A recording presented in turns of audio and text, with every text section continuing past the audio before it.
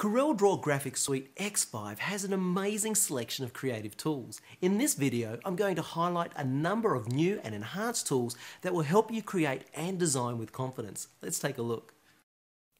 The two-point line tool found in the curve flyout has three options. Option 1, two-point line. Click once to establish your start point, click and drag in any direction, and when you release your mouse, you will create the second point of that line. The next option is perpendicular. Simply click on the edge of any surface, begin to drag your mouse, and the line will come off of the edge of that surface at a perfect perpendicular. Option 3, tangential. Clicking again, particularly on a curved surface, as you can see the line comes off at a perfect tangent. When snapping to your next object, to continue on, hold your finger on Control and it will remain snapped. The B-spline tool is a very easy way to create curves. Click, and every time you click, you're creating a floating control point. To clamp a point, hold V on your keyboard and that point becomes clamped.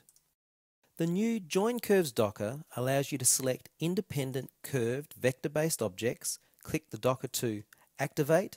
Any points that fall inside of the gap tolerance will automatically connect. If I increase the gap tolerance, additionally we can see these 2 points can also connect.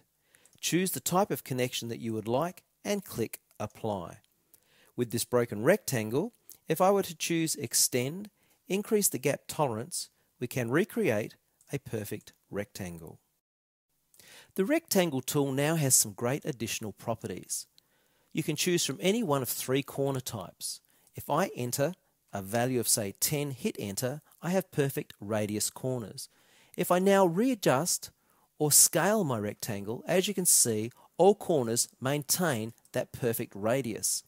If I turn off relative corner scaling, as I resize now, I will maintain that exact value as in the property bar, no matter what I do.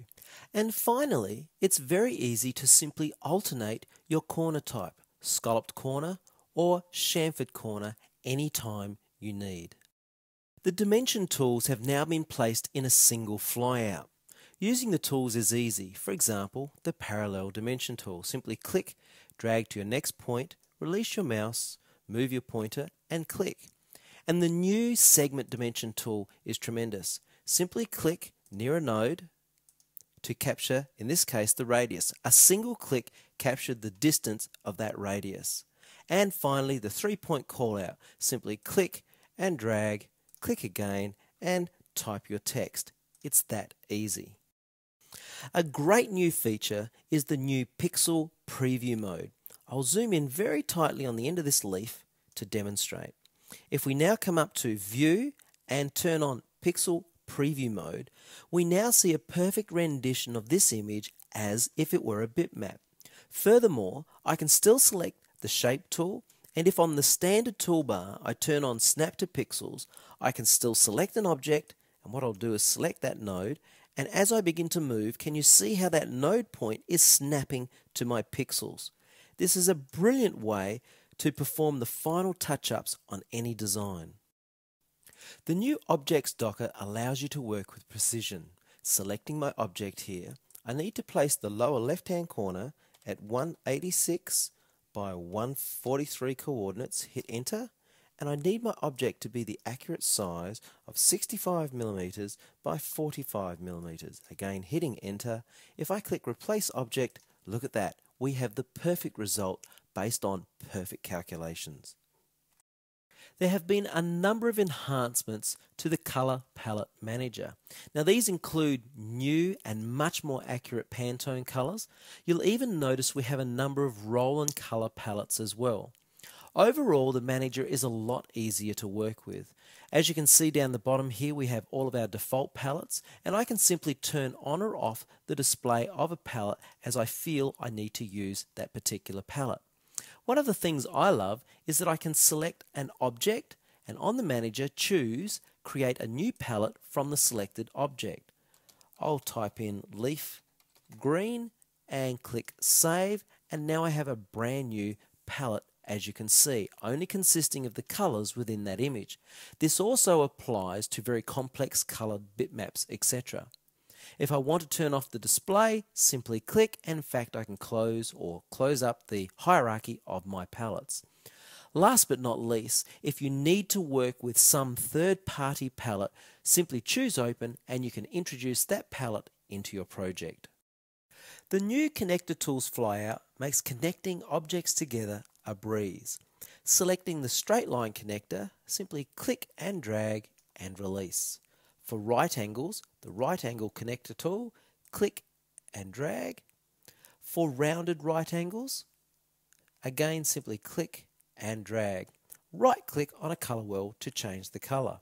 To change the anchor point, select the Edit Anchor tool, select your object and simply move the anchor point of your connecting line. It's that easy.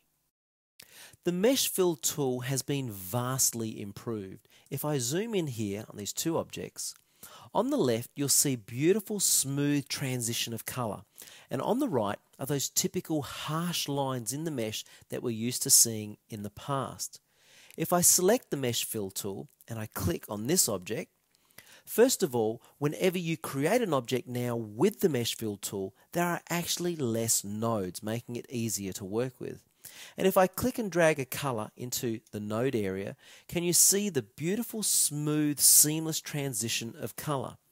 Furthermore, on the property bar, we now have a smooth mesh color button option. If I turn this off, you can notice the color becomes a little more washed out, but with it turned on, we have a rich depth of color blend. Now, additionally, I can select a number of nodes, and on the property bar, I can actually make that area of my mesh transparent so you can actually see through. This is a really powerful effect that you'll find very handy. And also new to CorelDRAW X5, all toolbars are locked by default. To unlock and move a toolbar, right-click on any of the toolbars and deselect the Lock Toolbars option. You'll now notice grab handles appear at the end of all the toolbars. Simply click on a grab handle and drag that bar to your new location. To redock to the last location, simply double-click on the title bar. PhotoPaint has a brand new powerful tool for converting color photographs to grayscale. If we come up to Image and down to Grayscale, you can see we now have control over individual colors within the image. Notice the high level of red within these leaves. Well, if I move the red slider toward the black end of Grayscale, notice how the leaves darken on the Grayscale preview. And again, this applies to all of the other colors. For a perfect result every time though, just run with the default. You're guaranteed to always have a good grayscale conversion. One of my favorite new features in PhotoPaint is found under Adjust, and it's called Vibrance. Vibrance is a new effect that allows you to add a richness of color to your images without oversaturating, oftentimes destroying images. Now if I turn off Preview and then turn it back on, you can see the difference. The color has come alive, but we've maintained the integrity of the photograph. There is now a new filter that allows you to overlay a color on top of an image. If I come to Effects, Camera, and choose Photo Filter, we can now simulate the effects of different filters as if they were on your camera when you took the photograph. Let's select the color yellow, and I'll reduce this back to a value of around 56 and click OK. That's after and that's before. So as you can see, it's a tremendous way to add effects to your photographs, simply and easily.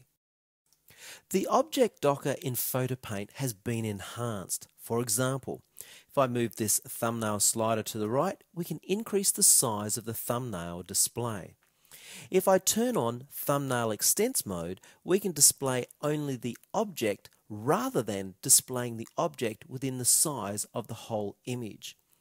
Also, you'll notice we have a group of objects here. If I turn on Groups View mode, I can see all of the objects within that group within that single thumbnail. And this triangle here allows me to break down the group so that I can access all of the images within the group to select them to work on them. A lot of great new features.